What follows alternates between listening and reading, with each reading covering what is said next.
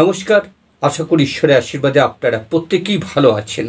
আজকে আমি নিয়ে এসেছি 21/4/2024 থেকে 27/4/2024 বৃষ রাশি কী সাবধানতা অবলম্বন করবে সেই বিষয় নিয়ে আমি একটি তাৎক্ষণিক রাশিফল আপনাদের কাছে প্রেজেন্ট করব। চলুন আমরা দেখি যে 21 তারিখ রবিবার আমি বৃষরাশির যে সমস্ত জাতক জাতিকা রয়েছে তাদেরকে আমি এটুকু বলবো যে আপনারা যে কোনো কাজ করবেন খুব চিন্তাভাবনা করে করেছেন এবং সঠিকভাবে করেছেন এবং সুন্দরভাবে করেছেন, যার ফল কিন্তু আপনি পেতে চলেছেন। আপনার কাজের মাধ্যমে আপনার জীবনে অনেক সমস্যার সমাধান এই রবিবারে ঘটতে চলেছে। তবে আপনার হরোস্কোপ অনুসারে সেটা ছোটও হতে পারে, সেটা বড়ও হতে পারে। এরপরে আসছি আমরা 22 তারিখ সোমবার। আপনি যখন কোনো কাজ করবেন বা কাজ করতে চলেছেন, পরিবারের প্রত্যেক সদস্যর একটু মতামত নেবেন। হঠকারিতা করবেন না।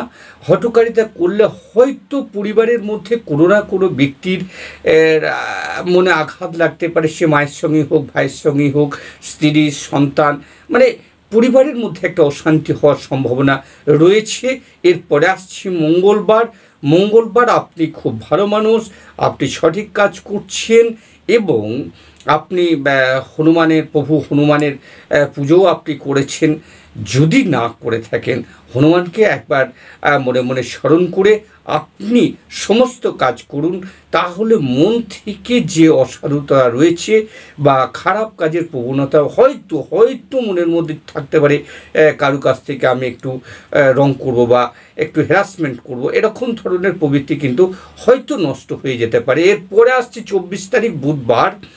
আপনার মধ্যে মানসিক উন্নতি ঘটবে এবং কোনো না কোনো বিষয়ে আপনার কিছু পাওয়ার জন্যে, সে সামাজিক হোক, অর্থনৈতিক হোক এবং বৃহত্তর হোক, যাই হোক, আপনার মনের মধ্যে একটা আশার সঞ্চয় রয়েছে যে না, আমি এই কাজটা করতে পারবো বা আমার এটা হবে বা আমি সাকসেস, এরকম ধরনের কিছু রয়েছে। এরপরে আসছি 25 তারিখ বৃহস্পতিবার।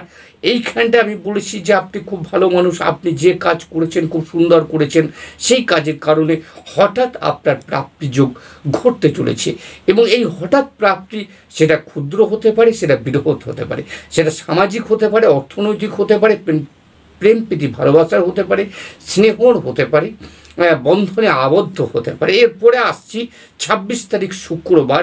মানসিকভাবে আপনি দুর্বল হয়ে পড়বেন। কেউ না কেউ এসে আপনার এই দুর্বল মানসিকতার সুযোগ নিয়ে চরিত্র হননের চেষ্টা করবে, কিংবা আপনার মনের মধ্যে একটা খারাপ প্রবণতা জেগে উঠবে। যদি 2-এ 4 হয়ে যায়, তাহলে হয়তো আপনার মধ্যে একটা বদনামের সৃষ্টি হওয়ার একটা সম্ভাবনা রয়েছে। সেদিক থেকে একটু সাবধান থাকবেন। আর এই সাবধানতা শনিবার দিন আপনার জীবনে নিয়ে আসতে চলেছে গৌরবময় অধ্যায়। সেটা ক্ষুদ্র হতে পারে, সেটা বৃহৎ হতে পারে, সেটা সামাজিক হতে পারে, সাংসারিক হতে পারে, বিশ্বময় প্রতিষ্ঠিত হতে পারে।